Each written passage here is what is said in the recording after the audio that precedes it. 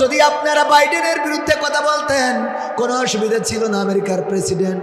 যদি আপনারা কথা বলতেন ডোনাল্ড ট্রাম্পের বিরুদ্ধে কোনো অসুবিধা ছিল না, পুতিনের বিরুদ্ধে কোনো অসুবিধা ছিল না। কিন্তু আমাদের নেত্রী হাসিনার বিরুদ্ধে কথা বললে খবর ছিল রে। ঠিক না বেঠে? কারণ সে ইসলামের খলিফা। হ্যাঁ, বাপ দাদা এসেছিল ইসলাম প্রচার করার জন্য, এবং এমন একজন খলিফা যিনি সকালবেলা উঠে আগে প্রথমে যায় নামাজ হাতড়ায় খুঁজে বের করত, তারপরে ফজরের নামাজ পড়ে দিনের শুরু করতো। কুরআন না পড়ে পড়ে কোনোদিন দিনের শুরু করে নাই। কত বড় আল্লাহ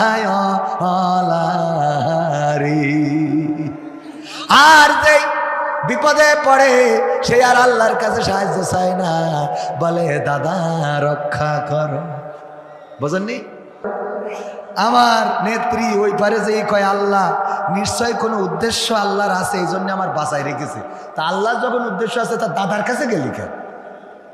কথা কয় না। তুই তো কোনো মসজিদে ঢুকবি, হ্যাঁ, আল্লাহর পরে ভরসা করি ফাঁসির কাষ্টে ঝলবো প্রয়োজনে। কথা কয় না। আর গেলি যা সৌদি আরবে যা, তুরস্কে যা, এর দোকান আছে। পাকিস্তানে গেলেও অসুবিধা নেই, তাও তো মুসলমান। হ্যাঁ, আরো যেসব দেশ আছে এটা মুসলমানের কাছে, তুই দাদার কাছে গেলি কোন? তার মানে আল্লাহ তুমি যদি না পারো তা দাদার ভগবান রক্ষা করো। কথা বোঝেননি?